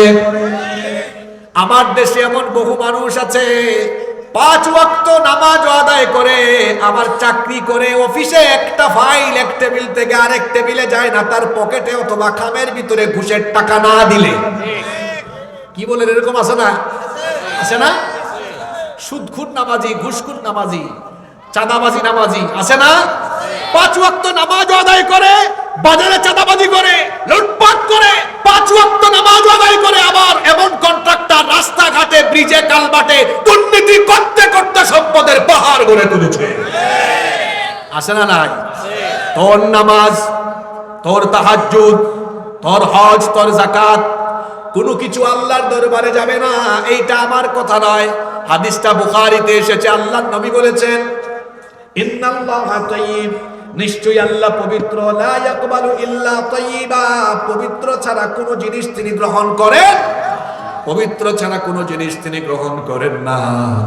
ওয়া আন্নাল্লাহা আমারাল মুমিনিনা বিমা আমারা বিহিল মুরসালিন, নিশ্চয়ই আল্লাহ মুমিনদেরকে যে আদেশ দিয়েছেন, রাসূলদেরকেও একই রকমের আদেশ দিয়েছেন। সুম্মা যাকারার রাজুল, এরপরে আল্লাহর নবী এক ব্যক্তির ঘটনা উল্লেখ করলেন। আশআতা ওয়া আগবারা ইউতিলুস সাফার, যে ব্যক্তি লম্বা সফর করছে, সফর করতে করতে এত ক্লান্ত, নবীজি বলেছেন আশআতা ওয়া আগবারা, তার চুল এলোমেলো, উস্কো খুস্কো হয়েছে, গোটা শরীরে ধুলাবালি লেগে গিয়েছে, এমন ধুলাবালি যুক্ত বদন আর উস্কো খুস্কো চুলের ওই ক্লান্ত ব্যক্তি ইয়ামুদ্দু ইয়াদাইহি ইলাস সামা, একটা পর্যায়ে আকাশের দিকে হাত উত্তোলন করে দোয়া আরম্ভ করেছে, ইয়া রাব্বি ইয়া রাব্বি, রব আমাকে এটা দাও এটা দাও। আল্লাহ রাসূল বলছেন, হায় রে হায়, এই লোকটা দোয়া করছে অথচ মালবাসুহু হারাম ওয়া মাশরাবুহু হারাম ওয়া মাতআমুহু হারাম, তার শরীরের কাপড় চোপড় হারাম টাকায় কেনা, সে যে খাবার খায় এটাও হারাম পয়সায় খাবার কিনে খাওয়া, সে যে পানীয় পান করে সেইটাও হারাম পয়সায় কেনা। সুতরাং যেই ব্যক্তি হারাম উপার্জন করে, হারাম খায়া শরীরের রক্ত মাংসকে হারাম বানায়, এই রকম হারাম খুরের কোনো ইবাদত কিংবা দোয়া আল্লাহর দরবারে কবুল হয় না। এজন্য শয়তান আপনারে সব সময় অবৈধ পথে, হারাম পথে উপার্জন করাইতে চেষ্টা করে এবং আল্লাহর পথে দান করা থেকে বিরত রাখে। আল্লাহর পথে দান করতে হলে বিরাট বড় কলিজা লাগে। মনে করেন একটা মসজিদে আপনি 2 লাখ টাকা দিবেন, শয়তান এসে বলে ব্যাককল, এই 2 লাখ টাকা তোর ব্যবসায় খাটা, আরো লাভ হবে। আল্লাহর পথে দান করতে হলে বিরাট বড় কলিজা লাগে, নইলে পারা যায় না, কারণ এটা অনেক বড় জিহাদ, শয়তানের সাথে জিহাদ করে তারপরে দেওয়া লাগে। ঠিক না বে ঠিক? দেখেন আমি খুব এই কি বলে সিরিয়ালি পয়েন্ট গুলা বলছি। 1 নাম্বার চেষ্টা করছে নামাজ থেকে দূরে রাখতে, পারে নাই। তারপর চেষ্টা করছে জামাত থেকে দূরে রাখতে, লোকটা নামাজি হয়ে গেছে, এই লোকটা মাহফিলের আয়োজন করে, মাহফিলের জন্য কষ্ট করে। ইবলিস বলে রাখ, তোর সব কষ্ট করা, তোর নামাজ, তোর রোজা, তোর তাহাজ্জুদ, তোর হজ, তোর যাকাত, তোর সবকিছু আমি বাতিল করাই দিব, এক জায়গায় হাত দিব, একদম জায়গা মতে। এটা কি খাওয়ানো? জোরে বলেন, কি খাওয়ানো? আপনি স্কুলে, কলেজে, মাদ্রাসায় জব করেন, চাকরি করছেন, ভালো কথা ভাবছেন, হালাল ইনকাম, ইউনিভার্সিটিতে জব করছেন, ওখানেও হারাম ঢুকে যেতে পারে। ক্লাসের টাইমে ক্লাস করান না, ফাঁকিবাজি করেন, মাস শেষে বেতন ঢুকানোটা হালাল না, ওইটা হারাম। আপনি হয়তো ফুলতলা বাজারে অথবা আপনি আশেপাশের কোনো বাজারে ব্যবসা করেন, ব্যবসাকে তো আল্লাহ হালাল বানিয়েছেন, কিন্তু ব্যবসা করার সময় মিথ্যা কথা বলেন, মিথ্যা কসম করে পণ্য বিক্রি করেন। টাইলসের দোকানে বি গ্রেডের টাইলস এ গ্রেড বলে বিক্রি করে দিল, মিথ্যা বলে বিক্রি করলো, উপার্জন হারাম হয়ে গেল। আমার দেশে এমন ব্যবসায়ী আছে না নাই? ভাই আল্লাহর কসম আপনারা জিনিস 1 নাম্বার দিয়েছি, দিছে কিন্তু 2 নাম্বার। এই যে মিথ্যা শপথ করলো, উপার্জন কি হয়ে গেল? এজন্য আমি বলেছি বর্তমান দুনিয়ায় হালাল খেতে পারা এটা সবচেয়ে বড় চ্যালেঞ্জের ব্যাপার। আর যে হালাল খায় না তার কোনো ইবাদত আল্লাহর দরবারে কবুল। তাহলে যে 3 নাম্বার কাজ করাতে পারলে শয়তান খুশি, সেটার নাম হলো হারাম খাওয়া। জোরে বলেন কি খাওয়া? আমরা হারামের ধারে কাছেও যাব না। রাজি আছেন? আপনাদের কষ্ট হচ্ছে নাকি? 4 নাম্বার যে কাজে ইবলিস খুশি সেইটা হলো মানুষের মধ্যে ফিতনা লাগাতে পারলে ইবলিস সবচেয়ে খুশি। ভাইয়ে ভাইয়ে ঝগড়া, ভাইয়ে বোনে ঝগড়া, প্রতিবেশীর সাথে প্রতিবেশীর ঝগড়া। এক সমাজের মানুষ, আপনাদের এলাকায় পঞ্চায়েত বলেন না সমাজ বলেন? সমাজ বলেন না? ওই যে এক একটা মসজিদের আন্ডারে কিছু ঘর থাকে না, ওইটাকে কি বলেন আপনারা? সমাজ। এক সমাজের মানুষের মধ্যে ইবলিস ক্লেশ বাড়াতে চায়, ফিতনা লাগাতে চায়, যাতে করে গোটা সমাজটা ফিতনার সমাজ হয়ে যায়। আপনার সাথে আপনার আরেক ভাইয়ের ঝামেলা থাকলে ইবলিস খুশি। ইবলিস চায় মানুষে মানুষে ঝামেলা লাগায় রাখতে। ইবলিসের এই ফান্দে পড়েছে তারা, মানুষের মধ্যে খালি ভেজাল লাগায় যারা। আমাদের সমাজে ইবলিসের কিছু মুরিদ আছে যারা একজনের কথা আরেকজনের কাছে লাগাইয়া দুইজনের মধ্যে কিলাকিলি লাগাইয়া দেয়। এগুলো সব এলাকায় থাকলেও আপনাদের এলাকায় এগুলো নাই। একজনের কথা আরেকজনকে লাগাইয়া দেয়, দুইজন ঝগড়া করতেছে, দূর থেকে শুনে তারপরে চিন্তা করে এই আগুনটা আরো কেমনে বাড়ানো যায়। এমন মানুষ কিন্তু কম বেশি সকল সমাজে আছে না নাই? এরা হলো শয়তানের সেনাবাহিনী। কার সেনাবাহিনী? শয়তানের সেনাবাহিনী, যারা কিনা সমাজের মধ্যে ফিতনা লাগায়। আমার দেশের অনেক সমাজে মাতব্বর টাইপসের লোকরাও এই কামগুলো করে। অনেক সময় আপনাদের এলাকায় এগুলো আছে কিনা জানি না, বিভিন্ন এলাকায় অনেক সময় আছে এরা দুই পক্ষ থেকে, এক পক্ষ থেকে ঘুষ খাবে, খাইয়া দুই গ্রুপের মধ্যে আরো ঝামেলা লাগাই দিবে। এগুলা কিন্তু অনেক এলাকায় আছে, আছে না? চুগলখুর একজনের কথা আর একজনের কাছে লাগায়, গীবত করেন, ঝামেলা লাগায়। কোথাও আগুন লাগলে সেখানে পানি ঢালেন, কেরোসিন ঢেলে আগুনের উত্তাপ বাড়াইয়েন না। মুসলমান তো হবে এমন সম্প্রীতি, সৌহার্দ্য, হৃদ্যতার বন্ধনে আবদ্ধ থাকবে, কখনো ফিতনায় জড়াবে না। কারণ ফিতনায় জড়ানো কোনো মুমিনের কাজ হতে পারে। সুতরাং ফিতনা লাগাতে পারলে ইবলিস খুশি হয়। আর যে ফিতনায় ইবলিস সবচেয়ে বেশি খুশি সেইটা কি শোনেন? এটা হাদিস থেকে শোনাই, মুসলিম শরীফের হাদিস। জাবির রাদিয়াল্লাহু আনহু হাদিসটি বর্ণনা করেছেন। তিনি বলেছেন রাসূল কারীম, আমরা বলি সাল্লাল্লাহু আলাইহি ওয়াসাল্লাম বলেছেন, ইন্না ইবলিসা ইয়াদাউ আরশাহু আলাল মা, নিশ্চয়ই ইবলিস পানির উপরে তার সিংহাসন স্থাপন করেছে। সুম্মা ইয়াবাতু সারায়াহু, অতঃপর ইবলিস সে তার সেনাবাহিনী বিভিন্ন জায়গায় পাঠায়। একটু আগে যে সেনাবাহিনী বলছি আমি নিজে থেকে বানায়া বলি নাই। মনে রাখবেন ইবলিস শয়তান তো দুই জাতির ভিতরে আছে, মিনাল জিন্নাতি ওয়ান নাস। আমি সেনাবাহিনীটা বানাই নাই তো, এটা কোরআন থেকে হাদিস থেকেই বলছি। জিনের ভিতরেও যেমন শয়তান আছে, মানুষের ভিতরেও। মানুষের মধ্যে মানুষরূপী শয়তান কারা? মানুষ হয়ে শয়তানের কাজ সমাজে আঞ্জাম দেয় যারা, মানুষরূপী শয়তান হলো তারা। এরকম মানুষরূপী শয়তান তো এই খুলনার ভিতরে নাই, সব আল্লাহর কুতুব হয়ে গেছে একদম। শুনেন, আল্লাহর নবী বলেছেন ইবলিস পানির উপরে তার সিংহাসন স্থাপন করেছে। সুম্মা ইয়াবাতু সারায়াহু, অতঃপর সে তার বাহিনী পাঠায়। ফাআদনাহুম মিনহু মানজিলাতান আ'যামুহুম ফিতনা, সেখানে ছোট পর্যায়ের অনেক বাহিনী অনেক সময় বড় পর্যায়ের ফিতনা আঞ্জাম দিয়ে দেয়। ইবলিস তার সেনাবাহিনীর সাথে বৈঠকে বসে, বৈঠকে তখন তার সেনাবাহিনীর এক একজন সদস্য আসে, এসে বলে, লিডার আজকে অমুককে এই পাপ করাইছি। আরেকজন বলে, লিডার আমি আজকে অমুককে দিয়ে এই পাপ এই গুনাহ করাইছি। ইবলিস সবারটাই শুনে শুনে আস্তে করে বলে, মা সানাতা শাইআ, তুমি তেমন বড় শয়তানি কাজ আজকে করতে পারো নাই। শুনতেছেন কথা? তুমি খুব বড় শয়তানি কাজ করতে পারো নাই।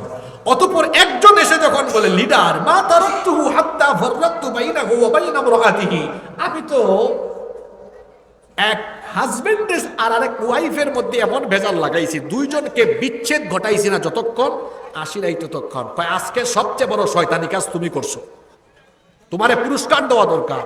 তুমি এত দূরে কেন?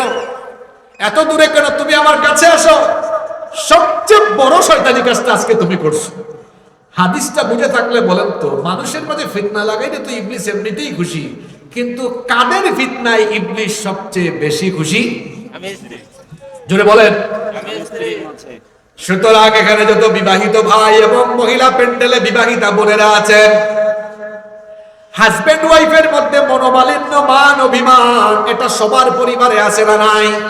এটা হুজুরদের পরিবারে আছে, সাহাবীদের পরিবারেও ছিল না, নবীর পরিবারেও তো ছিল। মান অভিমান থাকে, এটাকে অত বড় পর্যায়ে নিয়ে যাবেন না, অত বড় পর্যায়ে নিয়ে যাওয়া উচিত হবে না। এক ব্যক্তি একবার ওমর ফারুক রাদিয়াল্লাহু আনহুর কাছে এসেছে, এসে তার বাড়ি থেকে চলে যাচ্ছে। ওমর ফারুক রাদিয়াল্লাহু আনহু বললেন, কি ব্যাপার, তুমি আমার বাড়িতে এসে চলে যাচ্ছ কেন? তাই আসছিলাম একটা অভিযোগ করতে, এসে দেখি আমি যে রোগের রোগী আপনিও ওই রোগের রোগী। হাজবেন্ড ওয়াইফের ঝামেলা সব জায়গায় থাকে কি থাকে না, কিন্তু এটাকে বড় পর্যায়ে নিয়ে যাবেন না। সকালবেলা একটু মান অভিমান হয়েছে, সন্ধ্যাবেলা একটু আদর করে সুন্দর করে কথা বলেন। বোনদেরকেও বলবো, নিজের স্বামীর সাথে বেশি মান অভিমান বাড়াবেন না। এখনকার ছেলেরা, আরে বাপরে বাপ, কথায় কথায় কয় তালাক দিয়ে দিব। তালাক হচ্ছে আবগাদুল হালাল, হালালের মধ্যে নিকৃষ্ট হালাল, এটা আল্লাহ পছন্দ করেন না। ওই দিন এক ছেলে আমাকে বলে, হুজুর আমি নতুন বিয়ে করেছি, 6-7 মাস হয়েছে, আমার বউ খুব সুন্দর, কিন্তু খালি রাগ করে, আমার রাগ ওঠে, মনটা চায় তালাক দিয়ে দিই, আপনি একটু পরামর্শ দেন। আমি বললাম যে বউ হইলো আপনার, পরামর্শ চান আমার, এটা কেমন কথা? আপনার বউ একটু রাগারাগি করে তো কি হয়েছে, আপনি কন্ট্রোল করে ফেলেন। আপনি বলেন না কেন তাকে, আপনি তো বলছেন যে আপনার বউ অনেক সুন্দর, তো বলেন তুমি এমনি যে সুন্দরের সুন্দর, রাগ করলে তোমার লাগে আরো সুন্দর, আর রাগ করবে? অনেকে আছে তার বউয়ের সাথে অযথাই খারাপ আচরণ করে, অযথাই তার বউয়ের সাথে কর্কশ ভাষায় কথা বলে, আছে না নেই এরকম? বিয়ে করার পরে 3-4 মাস, 6-7 মাস, বছর খানেক বউয়ের একেবারে আঁচল তলায় থাকে, তারপরে আবার বউয়ের কোনো খবর থাকে না। খবরদার, আল্লাহর নবী বলেছেন দুনিয়ার একটা বরকতের জায়গা হলো নিজের স্ত্রী বিবির সাথে ভালো আচরণ করবেন। একজন পুরুষ মানুষের সফলতার পেছনে একজন নারীর অবদান আছে না নাই? এজন্য আল্লাহর নবী বলেছেন আরবাউন মিনাস সাআদা, 4টি জিনিস হলো সৌভাগ্যের আলামত। যে 4টা জিনিস পেয়েছে সে দুনিয়ার সুখ পেয়ে গিয়েছে। এর মধ্যে 1 নম্বরই হলো আল মারআতুস সালিহা, নেককার স্ত্রী, নেককার নারী। 2 নম্বর হচ্ছে আল মাসকানুল ওয়াসিআ, প্রশস্ত বাড়ি। 3 নম্বর আল মারকাবুল হানি, চলার জন্য একটা সুন্দর বাহন। 4 নম্বর হলো আল জারুস সালিহ, উত্তম প্রতিবেশী। তবে প্রথমেই রাখা হয়েছে নেককার স্ত্রীকে। এই জন্য অন্য হাদিসে এসেছে আল্লাহর নবী বলেছেন মান রাযাকাহুল্লাহু ইমরাআতান সালিহাতান ফাকাদ আ'ানাহু আলা শাতরি দীনি, আল্লাহ তাআলা যেই ব্যক্তিকে দয়া করে একজন নেককার স্ত্রী দিয়েছেন, আল্লাহ যেন ওই ব্যক্তিকে ইসলামের অর্ধেক নিয়ামত দিয়ে দিয়েছে। এজন্য নিজের স্ত্রীকে দিনদার বানানোর চেষ্টা করেন। বোনদেরকেও বলছে আপনার হাজবেন্ডকে দিনদার বানানোর চেষ্টা করেন। স্বামী স্ত্রী ঝগড়া করবেন না। অনেকে আছে বাচ্চাদের সামনে ঝগড়া করে, আছে না? কখনো বাচ্চাদের সামনে স্বামী স্ত্রী ঝগড়া করবেন না। অনেকে তো এমন আছে হাজবেন্ড ওয়াইফের ঝগড়া শ্বশুর শাশুড়ি পর্যন্ত যায়। হাজবেন্ড ওয়াইফের বিষয় যদি সিক্রেট না থেকে মানুষের কাছে চলে যায়, বুঝবেন এই স্বামী স্ত্রীর জীবন, দাম্পত্য জীবনে আর সুখ থাকবে না। হাজবেন্ড ওয়াইফের মধ্যে মান অভিমান হবে, 1 দিন 2 দিন কথা বলবে না, কিন্তু এই খবর হাজবেন্ড ওয়াইফের বাইরে তৃতীয় ব্যক্তির কাছে যাবে না। কথা বুঝতে পেরেছেন কি বলেছি? তৃতীয় ব্যক্তির কাছে যাবে না। মনে করেন রাগ করে ফেলছেন, রাগ করে দুপুরবেলা খায় নাই, রাগ করে সকাল থেকে সন্ধ্যা পর্যন্ত কথা বলে না, কিন্তু এই খবর যেন তৃতীয় ব্যক্তি না জানতে পারে। তৃতীয় ব্যক্তি যখন হাজবেন্ড ওয়াইফের খবর শুনবে, মনে রাখবেন আজকে বলে গেলাম, এই দাম্পত্য জীবনে আর সুখ থাকবে না। আপনার হাজবেন্ড ওয়াইফের মধ্যে সে এসে যদি উপদেষ্টা হয়ে উপদেশ দিতে থাকে, এখানে ভেজাল লাগবে। নিজের স্ত্রীকে নিজে কন্ট্রোল করুন। এবং বোনদেরকে বলছি, নিজের স্বামীর খেদমত করুন, স্বামীর সাথে ভালো আচরণ করুন। হাজবেন্ড ওয়াইফের মধ্যে ভালোবাসা যত বাড়বে, ঘরের মধ্যে বরকত রহমত তত বাড়িয়ে দিবেন কে? আপনারা প্লিজ বসেন, শান্ত হয়ে সবাই বসে স্টেজে কথা বলুন। এখানে শব্দ হয়তো, তাহলে কয়টা কথা বললাম?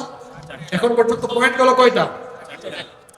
5 নাম্বার যে কাজে শয়তান খুশি, মুসলমানদেরকে ঐক্যে রাখতে পারলে শয়তান খুশি। শয়তান কখনো মুসলমানদেরকে ঐক্যবদ্ধ থাকতে দেয় না, সেটা চায়ও না। খেয়াল করবেন, আমি প্রত্যেকটা পয়েন্টের সাথে আয়াত এবং হাদিস উল্লেখ করছি। শয়তান চায় মুসলমানরা যেন অনৈক্যে থাকে। মুসলিম শরীফের মধ্যে হাদিস এসেছে, জাবির রাদিয়াল্লাহু আনহু হাদিসটি বর্ণনা করেছেন। আল্লাহর নবী বলেছেন, ইন্নাশ শাইতানা কদ আইসা আন ইয়াবুদাহুল মুসাল্লুনা ফি জাজিরাতিল আরব। শয়তান এই ব্যাপারে ফ্রাস্ট্রেট, হতাশ হয়ে গিয়েছে। সে জানে জাজিরাতুল আরবে সে কখনো মানুষকে তার গোলামি করাতে পারবে না। অর্থাৎ শয়তান জানে সে কখনো মুসলমানদেরকে মুশরিকার বানাতে পারবে না। কিন্তু একটা ব্যাপারে শয়তান বড় আশাবাদী। সেটা কি? সেটা হলো ওয়ালাকিন ফিত তাহরিশ বাইনাহুম।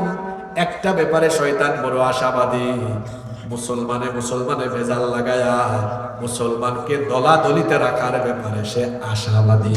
বলেন তো দেখি, এই কাজে ইবলিস বর্তমান দুনিয়ায় সফল না বিফল? শুনতেছেন আপনারা? এত সফল সে।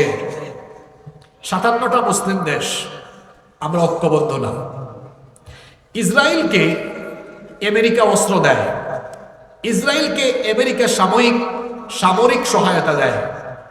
তা আপনারা যে 57টা মুসলমান দেশ আছে, আপনারা ফিলিস্তিনকে সামরিক সহায়তা দিতে পারেন না, ফিলিস্তিনের পাশে আপনারা সাহস করে দাঁড়াতে পারেন না। সমস্যাটা কোন জায়গায়?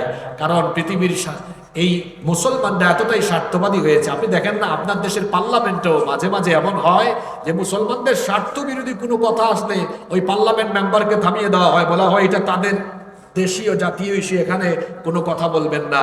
মূর্খের দল, হাদিস পড়েনি, কোরআন পড়েনি। মুসলমানের সাথে মুসলমানের ভ্রাতৃত্বের বন্ধন হলো এমন, হৃদ্যতা এমন। যদি আফ্রিকার জঙ্গলে কেউ পড়ে লা ইলাহা ইল্লাল্লাহু মুহাম্মাদুর রাসূলুল্লাহ, সে আফ্রিকায় থাকলে, চেহারা কালো থাকলেও তার সাথে আমার একটা রিলেশন আছে, সম্পর্ক আছে, সে আমার ইমানি ভাই, সে আমার ভাই। আফ্রিকার জঙ্গলেও যদি আমার ভাই, সেখানে যদি সে জর্জরিত হয়, নির্যাতিত হয়, আফ্রিকার জঙ্গলে থাকা আমার মুসলমান ভাইয়ের পক্ষে আমার কণ্ঠস্বর তখন দাঁড়িয়ে যাবে। পাশের দেশে যখন কাশ্মীরে নির্যাতন হয়েছে, পাশের দেশে যখন বিভিন্ন সময় মুসলমানদের উপর হামলা চালানো হয়েছে, আমার দেশে এক রাবিয়া বসরি ছিল না? এগুলা তাদের ইস্যু, কথা বলা যাবে না। ইমানি ইস্যুতে পৃথিবীর যে কোনো জায়গায় ইসলাম আর মুসলমানদের সাথে আঘাত আসলে প্রত্যেকটি মুসলমানকে সেই পক্ষে কথা বলা তার জন্য ওয়াজিব হয়ে যায়। যে চুপ থাকে তারও একটা পরিচয় হাদিসে আছে, তার নাম হলো বুবা শয়তান। এটা কি শয়তান? এটা বুবা শয়তান। ইমানি ইস্যু বুঝে না। আমার দেশে অনেকে ইমানি ইস্যু বুঝে না, অনেকে ইমানি ইস্যুকে রাজনৈতিক ইস্যু বানাই ফেলে। ইমানি ইস্যুতে সবার জন্য কথা বলা অতীব জরুরি। এটা সবাইকে কথা বলতে হয়। মুসলমানকে অনৈক্যের ভিতরে রাখলে ইবলিস খুশি, কারণ অনৈক্যের ভিতরে থাকলে শক্তি কমে নাকি বাড়ে? অনৈক্যের ভিতরে থাকলে শক্তি কমে। মনে করেন এই যে ইট, আপনাদের ঈদগাহে কি সুন্দর এখানে বাউন্ডারি করা হয়েছে। এই ইটগুলো ট্রাক দিয়ে এক সময় আনা হয়েছিল, এনে এক জায়গায় ফেলে রাখা হয়েছিল। ইটকে যতক্ষণ আপনি বালু আর সিমেন্ট দিয়ে জোড়া না দিবেন, মশলা দিয়ে জোড়া না দিবেন, ওই ইট কিন্তু অতটা শক্তিশালী থাকে না, ধাক্কা দিলে পড়ে যায়। কিন্তু এখন যে এটা বালি আর সিমেন্টের সংমিশ্রণে মশলা দিয়ে জোড়া দেওয়া হয়েছে, ধাক্কায় ফেলাইতে পারবেন? বিচ্ছিন্ন ইটের যেমন কোনো শক্তি নাই, তেমনি বিচ্ছিন্নতাবাদী মুসলমানের শক্তি থাকে না। যখন দেয়ালে পারস্পরিক ইটের গাঁথনি হয়ে একটা দেয়াল হয়, এটাকে যেমন কেউ ফেলে দিতে পারে না, ঠিক তেমনি মুসলমানরা যখন সীসা ঢালা প্রাচীরের মতো ঐক্যবদ্ধ হয়, সেই মুসলমানদেরকে মোকাবেলা করার কোনো অপশক্তি দুনিয়ায় আর থাকে না। আজকে আমাদের দেশে অনৈক্য চলছে। আমার দেশ কিন্তু ভয়াবহ এক হুমকির সম্মুখীন হতে যাচ্ছে। আমরা উলামা মাশায়েখ আপনাদেরকে অনুরোধ করছি, আপনারা আল্লাহর ওয়াস্তে দেশের স্বার্থে, স্বাধীনতা সার্বভৌমত্বের স্বার্থে আপনারা নিজেদের দিলটাকে একটু উদার করেন, বড় করেন। মনে রাখবেন, সবার আগে দেশ, সবার আগে কি?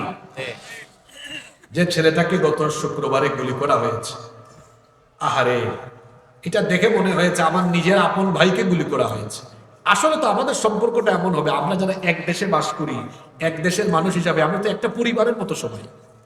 এখানে আমাদেরই কোনো ভাই বোন বিপদে পড়লে আমাদের তো খারাপ লাগবে, এটাই তো স্বাভাবিক। এই ছেলেটাকে প্রকাশ্য দিবালুকে ঢাকায়, আপনারা তো জানেন ঘটনাটা ঘটছে জুমার নামাজের পরে, তাই না? কোথায়? ক্যাপিটাল সিটিতে, একেবারে রাজধানীতে এই ঘটনাটা ঘটেছে।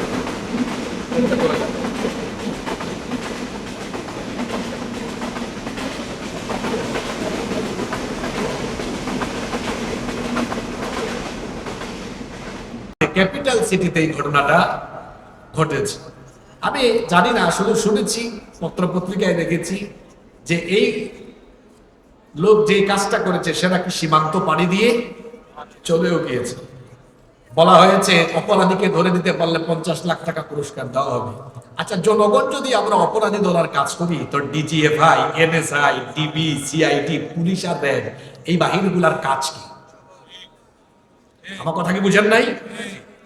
বিজিবি বর্ডারে কি করে? বর্ডার পাস হয়ে কি করে অপরাধী চলে যায়?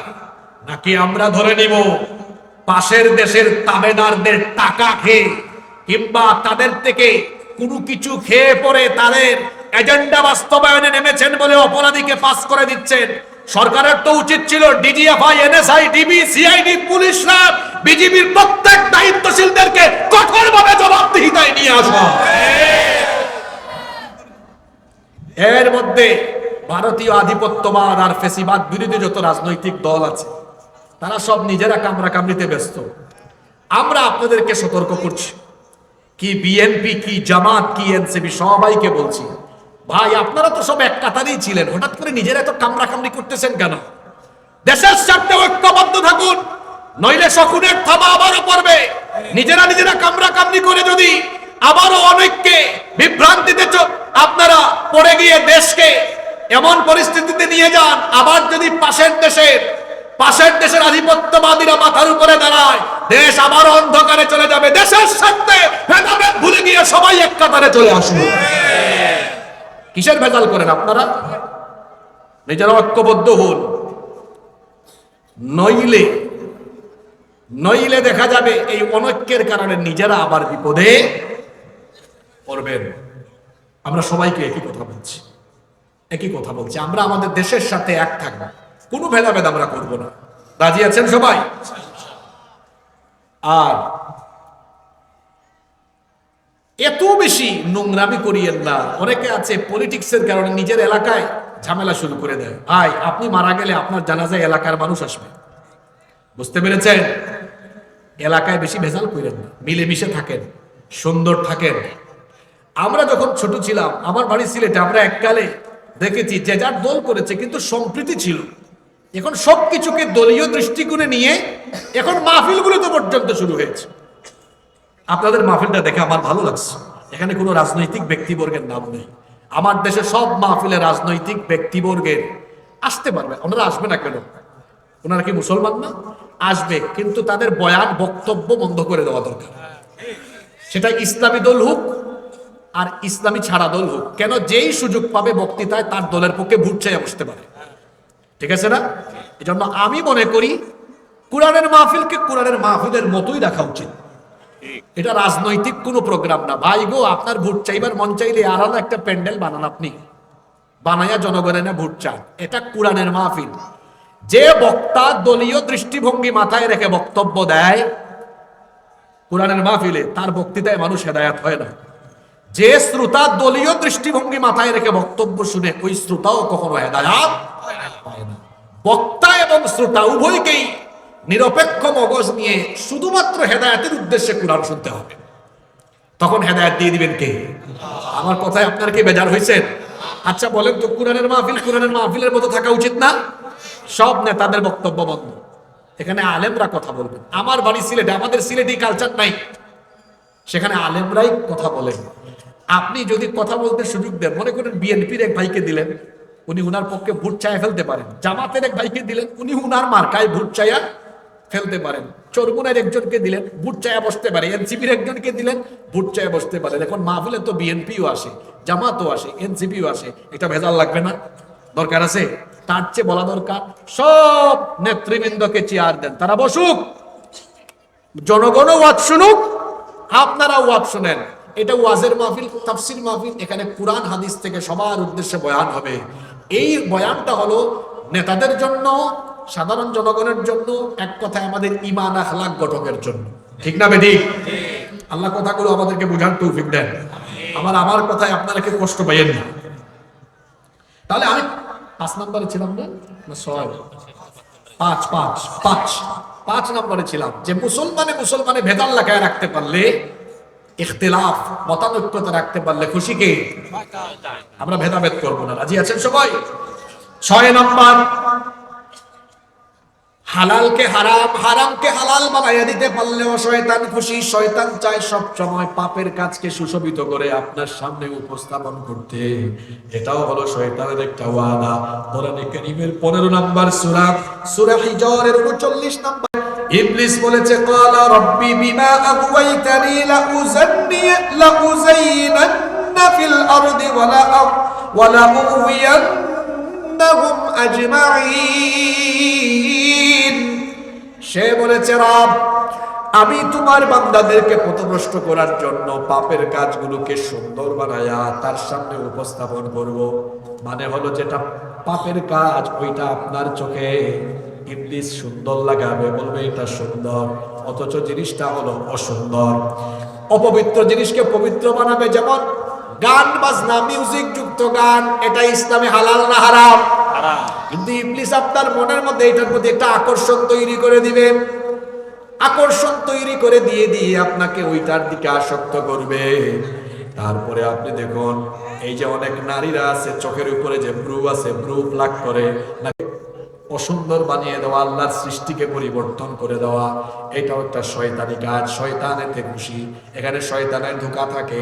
আবার অনেক ছেলে আছে মেয়ে হতে চায়, অনেক ছেলেদের কানের মধ্যে দেখবেন কানের দুল, হাতের মধ্যে স্বর্ণের ব্রেসলেট, গলার মধ্যে স্বর্ণের চেইন, এরকম অনেক ছেলে পেলেকে আপনারা রাস্তাঘাটে দেখবেন। ছেলে হয়ে মেয়ে হতে চায়, চুলিয়া বড়, এত লম্বা, পিছন থেকে দেখলে মনে হয় কোনো আপু, সামনে গেলে দেখা যায় না এটা আপু না, এটা একটা ভাইয়া। ছেলে মেয়ে হতে চায়। অনেক মেয়েরা আবার ছেলেদের বেশভূষা ধারণ করে চলতে চায়। ছেলে হয়ে যারা মেয়ের বেশ, মেয়ে হয়ে যারা ছেলের বেশভূষা ধারণ করে, এদের উপরে লানত দিয়েছেন মুহাম্মদ। আমরা বলি সাল্লাল্লাহু আলাইহি ওয়াসাল্লাম। এই কাজগুলো আমরা বর্জন করব। 7 নাম্বার, যেই কাজে শয়তান খুশি, উলঙ্গপনা, নগ্নতায় শয়তান খুশি।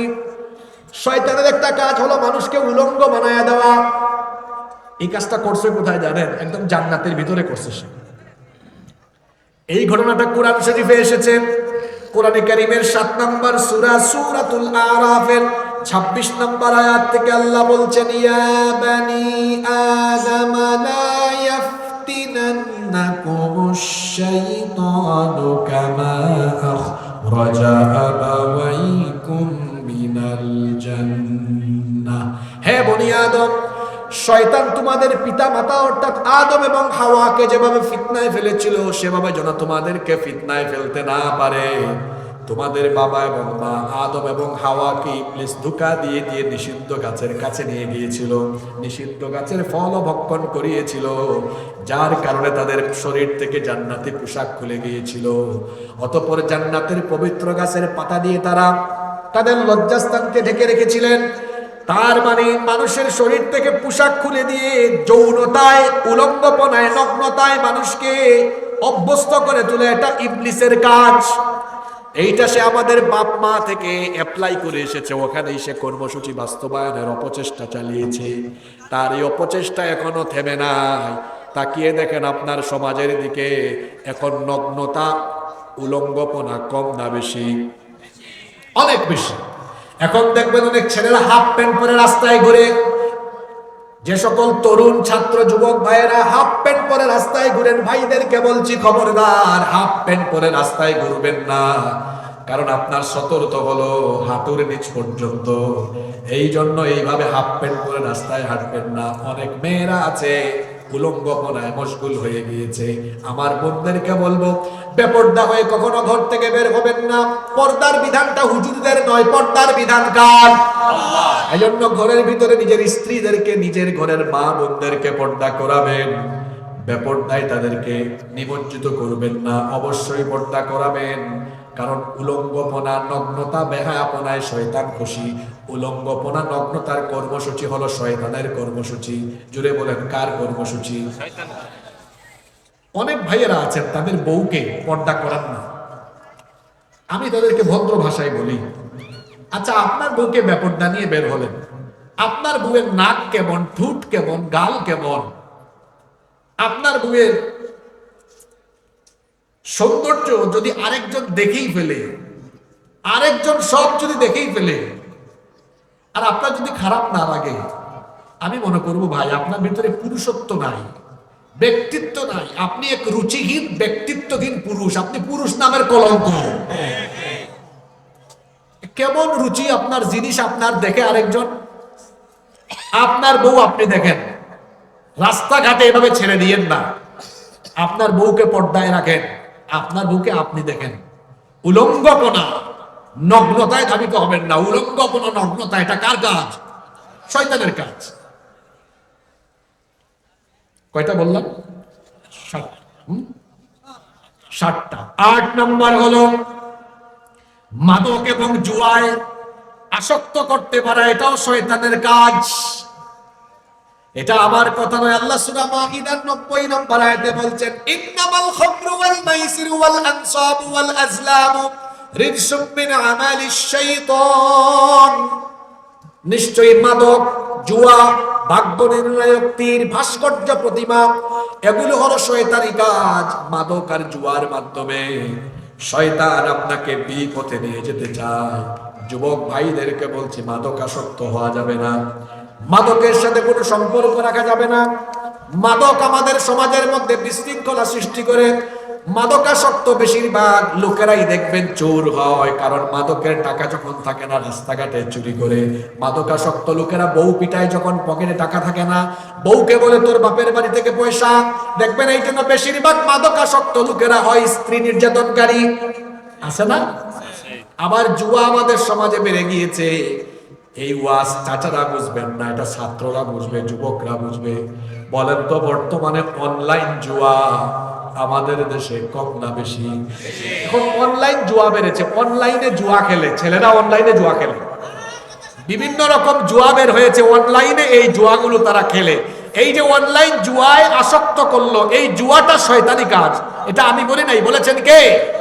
এই মাদক জুয়া শয়তানি কাজ। এই যে জুয়া, অনলাইন জুয়ায় ছেলেপেলেরা, জানি না গ্রামাঞ্চলে কেমন, শহরে এত বেশি এডিক্টেড হয়েছে। এই অনলাইন জুয়ায় আসক্ত হয়ে মানসিক ভারসাম্য হারিয়ে ফেলেছে। তার চলাফেরা সবকিছু কেমন জানি হয়ে গিয়েছে। এই অনলাইন জুয়ায় আসক্ত হতে হতে ক্যারিয়ার শেষ, যৌবনটাকে পর্যন্ত ধ্বংস করে দিয়েছে। এরকম আছে না? আমি ছাত্র ভাইদেরকে বলছি, তরুণ যুবকদেরকে বলছি, ভাইয়েরা আমার, এই অনলাইন জুয়ায় আসক্ত হয়েও না। মাদক এবং জুয়া থেকে নিজেদেরকে বাঁচাও, চরিত্রকে হেফাজত করো। এগুলা শয়তানি কাজ, এগুলাতে খুশি হয় কে? 9 নম্বর হলো জিনা ব্যভিচার। জিনা ব্যভিচারও শয়তান খুশি। শয়তান চায় বিবাহের মতো হালাল সম্পর্ক রেখে বিবাহ বহির্ভূত আরাম সম্পর্কে শয়তান মানুষদেরকে জড়ায় রেখে পাপের সাগরে ভাসায় দিতে চায়। রব্বুল আলামিন বলছেন, ইয়া আইয়ুহাল্লাযীনা আমানু লা তাত্তাবিউ খুতুওয়াতিশ শাইতান ওয়া মান ইয়াত্তাবি' খুতুওয়াতিশ শাইতানি ফাইন্নাহু ইয়া'মুরু বিল ফাহশাই ওয়াল মুনকার। হে ঈমানদারেরা, শয়তানের পথ পদাঙ্ক অনুসরণ করো না। নিশ্চয়ই সে তোমাদেরকে ফাহেশা, অশ্লীল কাজের দিকে, মন্দ কাজের দিকে ধাবিত করে। শয়তান চায় জিনা ব্যভিচারের সাগরে আমাদেরকে ডুবায় রাখতে। আজকের দুনিয়াতে জিনা ব্যভিচারে ডুবে থাকার সবচেয়ে বড় শয়তানি উপাদানের নাম হলো মোবাইল ফোন। যুবকদেরকে এই মোবাইল আর ইন্টারনেট এটার অপব্যবহার, এই রূপ তাদেরকে ধরেছে বলে অনেকের যৌবন আজ নষ্ট হয়ে যাচ্ছে। যুবক ভাইদেরকে বলছি, মোবাইল আর ইন্টারনেটের অপব্যবহার থেকে নিজের যৌবনকে হেফাজত করেন। বিবাহ বহির্ভূত হারাম রিলেশন গার্লফ্রেন্ড যারা বানিয়েছেন আজকে থেকে ব্লক লিস্টে ফেলে রাখেন। বিবাহ বহির্ভূত কোনো হারাম সম্পর্ক হবে না, বরং আল্লাহকে ভয় করে নিজের যৌবনকে হেফাজত করবেন। আল্লাহ নবী বলেছেন বুখারীর হাদিস, মাইয়াতমাল্লি মা বাইনা লাহিয়াইহি ওয়া রিজলাইহি আদমানু লাহুল জান্নাহ, যে ব্যক্তি তার জবান এবং লজ্জাস্থানের হেফাজত করবে, যে ব্যক্তি তার লজ্জাস্থানের হেফাজত করবে অর্থাৎ জিনা ব্যভিচার থেকে নিজেকে বাঁচাবে, নিজের লজ্জাস্থানের হেফাজত করবে, আল্লাহ নবী বলেছেন কাল কিয়ামতের দিন আমি নবী নিজে তার জন্য জান্নাতের জিম্মাদার হয়ে যাব। এই জন্য জিনা ব্যভিচারের পথ ছেড়ে দিতে হবে। পারবো তো আমরা ইনশাআল্লাহ? 10 নম্বর হলো অপচয়।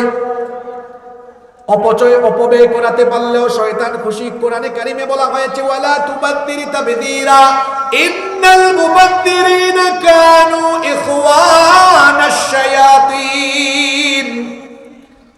খবরদার অপচয় করো না, অপচয়কারীদেরকে শয়তানের ভাই বলেছেন কে? শব্দ দুইটা বলেছি, একটা অপচয় আর একটা হলো অপব্যয়। এই দুইটা শব্দের মধ্যে পার্থক্য আছে। যতটুকু দরকার তার চেয়ে বেশি বেশি খরচ করা হলো অপচয়, আর অপব্যয় হলো খারাপ পথে ব্যয় করা, গান বাজনায় ব্যয় করা, মদ জুয়ায় টাকা পয়সা ব্যয় করা, খারাপ পথে ব্যয় করার নাম অপব্যয়। আর অতিরিক্ত খরচ, ভালো কাজে অতিরিক্ত খরচ করার নাম হলো অপচয়। মুসলমান কখনো অপচয় করবে না, অপব্যয় করবে না, কারণ অপচয় অপব্যয় করলে শয়তান খুশি। তাহলে মুসলমান কি করবে? আল্লাহ এটা শিখিয়ে দিয়েছেন।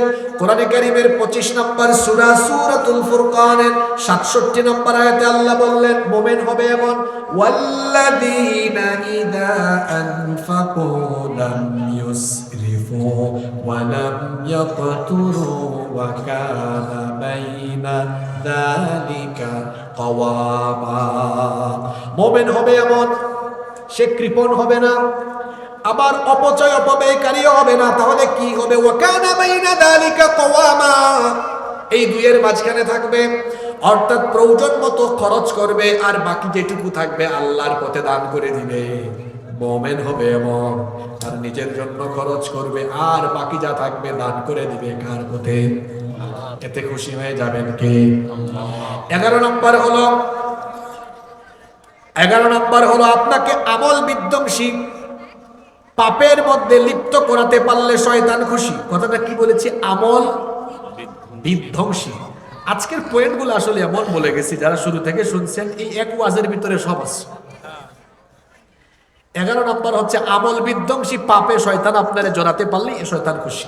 কিছু পাপ আছে এগুলো নেক আমল খেয়ে ফেলে, মানে এই পাপগুলো করলে, এই যে আপনারা এখানে আসছেন না, বসছেন, এখানে কিন্তু বসলেই সওয়াব। এই যে নেক আমল করলেন, এই আমলগুলো এটা চলে যায়। অর্থাৎ এই যে দেখেন এটা পোস্টার, এই পেজে লেখা আছে আর এই পেজে কোনো কিয়ামতের দিন কিছু ব্যক্তি হাসরের মাঠে উঠবে, এদের হাতে থাকা আমল নামায় এরকম নেক আমল থাকবে, কিন্তু কিছুক্ষণ পরে এটা নাই হয়ে যাবে। কেন নাই হবে? এমন এমন পাপ এরা করছে, এই পাপের কারণে এগুলো ধ্বংস হয়ে যাবে। এরকম কিছু পাপ আছে, যেমন হিংসা। আল্লাহ রসুল বলেছেন যাদের অন্তরে হিংসা আছে, এই হিংসা এমন ভাবে নেক আমল খেয়ে ফেলে, আগুন যেমন আবর্জনাকে জ্বালিয়ে দেয়, হিংসা তেমনি নেক আমলকে জ্বালিয়ে দেয়। আমাদের সমাজে দেখবেন কিছু মানুষ আছে, মানুষের ভালো দেখতে পারে না। একজন একটু ভালো খায়, ভালো চলে, তার সহ্য হয় না। পুরুষের চেয়ে নারীরা এই ক্ষেত্রে বেশি এগিয়ে। খবরদার, অন্তরকে সাফ করেন, অন্তরে হিংসা রাখবেন না। মনে রাখবেন, হিংসা এমন এক রোগ, এই রোগে যে আক্রান্ত ও শেষ, ও ধ্বংস হয়ে যাবে। মনটা উদার করেন, আমার দিকে তাকান। আজকে একটা নতুন ওয়াজ শুনে যান, হাদিসটা জানা আছে কিনা আমি আপনাদের জানি না। হিংসার বদৌলতে আরেকটা কাজ করবেন, প্রতিদিন মানুষের জন্য দোয়া করবেন, মানুষের ভালো কামনা করবেন। মানুষের ভালো চাইলে নিজের লাভ। আল্লাহ রসুল বলেছেন কোন মুসলমান যখন তার ভাইয়ের জন্য দোয়া করে, এই দোয়াটা আল্লাহ আগে কবুল করেন তার জন্য, তারপরে যার জন্য দোয়া করছে তার জন্য। অনেকে বুঝে নাই তো, আমি একটু উদাহরণ দিয়ে বুঝাই। এই যে আমার ভাই অথবা আমার বাম পাশে সভাপতি সাহেব বসে আছে, আমি বললাম আল্লাহ সভাপতি সাহেবের রিজিকে আপনি বরকত দেন, তো আমি ওনার ভালো চাইলাম না? আমি তো ওনার দোয়া করলাম। আপনারা ভাবতে পারেন হুজুর পাম দিয়ে চলে গেছেন, না না না না, এখানে আমি কিন্তু সভাপতি সাহেব আগে আমার স্বার্থ দেখেছি। কেমনে?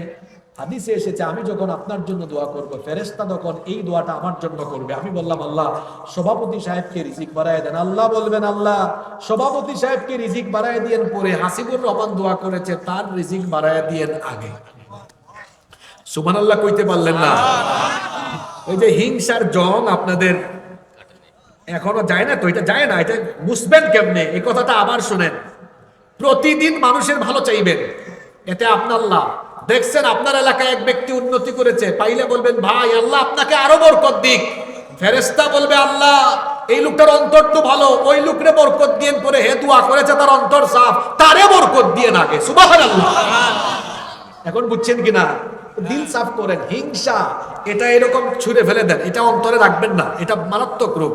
আমি 11 নম্বর পয়েন্টটা বলছিলাম, শয়তান আরেকটা কাজে খুশি, আপনাকে আমল বিধ্বংসী পাপ করাইতে পারলে।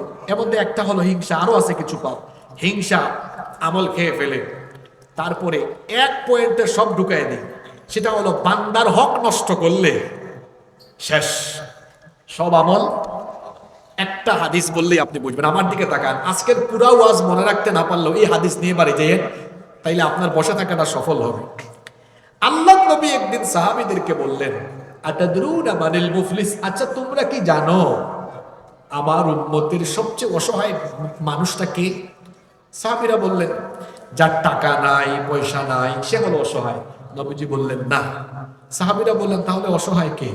নবীজি বললেন কিয়ামতের দিন এক ব্যক্তি বিরাট আমল নিয়ে উঠবে, কিন্তু কিছুক্ষণ পরে আমলের খাতা খালি হয়ে যাবে, আমলের খাতা শূন্য হয়ে অসহায় হয়ে জাহান্নামে যাবে। যেই ব্যক্তি আমার উম্মতের অসহায় হলো। সাহাবীরা বললেন এটা কি করে সম্ভব? এত আমল এক লোক নিয়ে উঠতে, আমলগুলো যাবে কোথায়? আল্লাহ রাসূল বললেন এই লোক নেক আমল নিয়ে উঠবে, এখানে সবই থাকবে, কিন্তু এই আমলগুলো সে যে করেছে সব লেখা থাকবে, কিন্তু সে যদি বান্দার কোনো হক নষ্ট করে, যেমন তার মা বাপকে কষ্ট দিয়েছে, তার বউয়ের হক নষ্ট করেছে, ভাই হয়ে ভাইয়ের হক, বোনের হক নষ্ট করেছে, মানুষকে ঠকাইছে, মিথ্যা মামলা দিয়েছে, মানুষকে মিথ্যা মামলা দিয়ে মেরে ফেলেছে, অথবা মানুষের হক নষ্ট হয়, এরকম যত কাজ করেছে, এই লোকগুলোকে আল্লাহ সামনে এনে বলবেন এই মিস্টার অমুক তুমি যে এদের হক নষ্ট করছো, এখন এই বিচারটা হবে। বলেন ক্ষতিগ্রস্ত লোকেরা আপনারা ক্ষতিপূরণ হিসাবে কি চান? কিয়ামতের দিন কি ক্ষতিপূরণ হিসাবে কেউ টাকা পয়সা চাইবে নাকি? বলবে আল্লাহ আজকে বাঁচার জন্য আমল দরকার, তার আমল নামায় আমল থাকলে এগুলা দেন। তখন এই লোকের নামাজের সওয়াব, রোজা রাখার সওয়াব, মাহফিলে আসার সওয়াব, যত ভালো ভালো আমল আছে ওই ক্ষতিগ্রস্ত লোকদের কাছে তার আমল নামা থেকে এগুলো ট্রান্সফার হতে হতে হতে হতে দেখা যাবে আমল নামা খালি, পাওনাদারের লাইন বাকি। আমল নামা খালি, পাওনাদারের লাইন। এটা কিচ্ছা না, এটা হাদিস বলতেছি। আমল নামা খালি, পাওনাদারের লাইন। আল্লাহ নবী বলেছেন এত নামাজ রোজা হজ যাকাত দান সদকা করেও মানুষের হক নষ্ট করার কারণে কিয়ামতের দিন তার নিজের আমল হারিয়ে মানুষকে দিয়ে আমল শূন্য হয়ে জাহান্নামে যাবে যেই ব্যক্তি আমার উম্মতের সব চাইতে অসহায় হলো। এবার আমাকে বলেন আপনারা কি পৃথিবীতে কোনো মানুষের হক নষ্ট করবেন? জোরে বলেন করবেন? অনুরোধ করে গেলাম কোনো মানুষের হক নষ্ট করবেন না, নইলে শেষ। আমলগুলোও যাবে অন্যদিকে। খুশি হবে কে? জোরে বলেন খুশি হবে কে? ভদ্র মানুষ আপনারা, আমি এত লম্বা ওয়াজ কোথাও করি না, 2 ঘন্টার উপরে হয়ে গেছে, বড় জোর 1.5 ঘন্টা কথা বলি। আজকে অনেক কথা বলে ফেলছি, মানুষ ভদ্র তো আপনারা বসে আছে। শেষ পয়েন্টটা বলি, বলার আগে 11টা পয়েন্ট যা যা বলছি এগুলো আজকে রিপিট করি। আজকে কি বিষয়ে কথা বলেছি? যে 12টা কাজে শয়তান। 1 নাম্বার কি ছেড়ে দিলে? মাশাআল্লাহ মনে রাখছেন, নামাজ ছেড়ে দিলে। 2 নাম্বার নামাজের জামাত ছেড়ে দিলে। তারপরে আমরা 3 নম্বরে কি বলেছি? হারাম, হারাম খাইলে। 4 নাম্বার ফিতনা লাগালে মানুষের মধ্যে। 5 নাম্বার মুসলমান বিচ্ছিন্ন থাকলে। তারপরে 6 নাম্বার কি বলেছি? হালালকে হারাম, হারামকে হালাল মনে করলে। তারপরে 7 নাম্বার কি বলেছি? উলঙ্গপনা নগ্নতায় মেতে থাকলে। তারপরে 8 নম্বর কি বলেছি, মাদক এবং জুয়ায় সম্পৃক্ত হলে।